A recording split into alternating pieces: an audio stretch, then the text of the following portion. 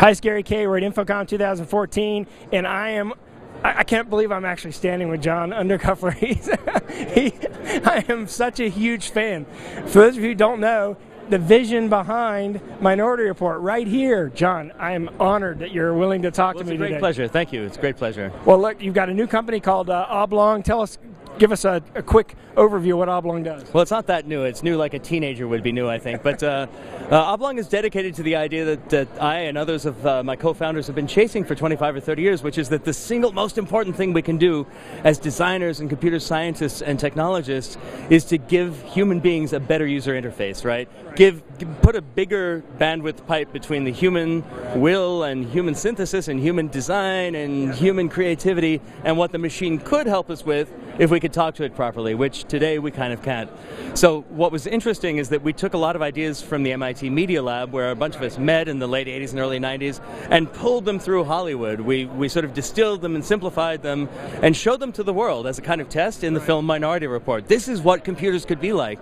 You could point to information, you could move information around, you could work with other people instead of like being this one person isolated talking to one computer at one time.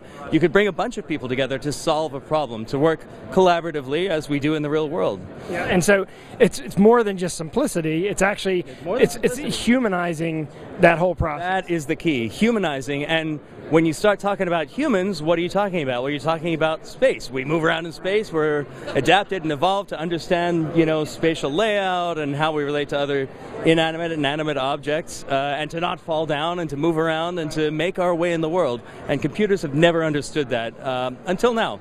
Yeah. So that's our goal, that's our mission, to make spatial computers that understand when you're pointing to them with your hands or with a wand or even with a mouse, and to let more than one person at one time participate in that. Just like the real world, like 3 people can talk. Why can't 3 people have a conversation that involves digital technology? Why can't 3 people or 4 people or 20 people work on something that's digitally mediated?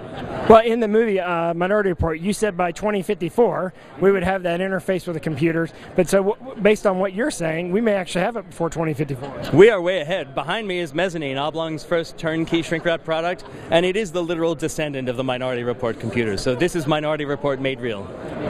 Congratulations. Again, huge fan. I just wish they'd make a second Minority Report. But I know it'll never happen. I don't know where you go from the ending of that movie. I don't know. True. The precogs grow up, and now they squabble and they have marital troubles. I don't know. It must have been a lot of fun just to see your vision come alive through the making of that movie, because that was such. I mean, you watch that movie and you're like, this totally makes sense. I can see that happening in every aspect. It must have been just an exciting experience. It absolutely was. It was exhilarating, and it was my first time in Hollywood, so a great right into the frying pan and the fire at the same time. But the truth is that the experience of designing all that and making it is kind of an analog for what we're trying to do today, because a movie is never just one person's vision. Like, it takes a village, right? It takes hundreds of people all working together, and the better those people work together, the better they can communicate, the better they kind of share the same view of what this future is going to be like, the better what gets put on screen is. And we kind of pulled that off somehow. Like, when you're making a movie, you never know how it's going to turn out. So you're like, oh, well, okay, I'll go see it on opening day. And I was really, really pleased by how the whole thing cohered. And it told this really kind of complex, nuanced, sophisticated story that involved technology, yes, but also people and sociology and politics and all that stuff. It was. I mean, that movie can be used in sociology departments. Yep. We use it in the journalism school at the University of North Carolina. Yep. It can be used in political science departments. I mean, it can be used in so many different levels. Psychology. I mean, it's got so many different levels to it. But obviously, the thing that most impressed me was what you worked on, which was the technology and kind of seeing the computer be more humanized and actually, interact with it the way we wanted to interact with. On a little side note, the movie Her that came out recently, did you kind of agree with sort of that little element of that?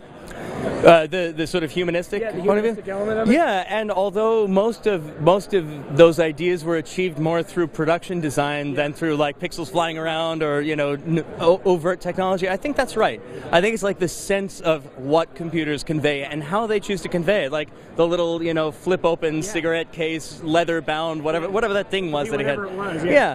That's right. That's how we need to think about computers. Right. And the part where the computer sort of figured out what you were like by reading everything that you had typed into it and used it for. Well, that's creepy. It is kind of creepy. And But that's what Google does. Yes, and yes, right. So we can compare creepiness. I think our point of view at Oblong as technologists and designers is that it is not.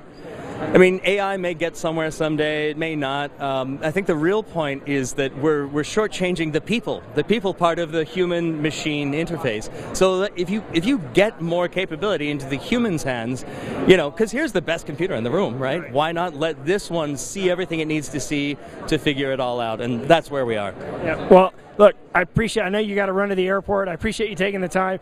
Congratulations on Oblong. I'm super excited about the product, the technology, and I loved your booth. It's funny, we walked by here yesterday and I was like, this is the coolest booth. It's made out of paper.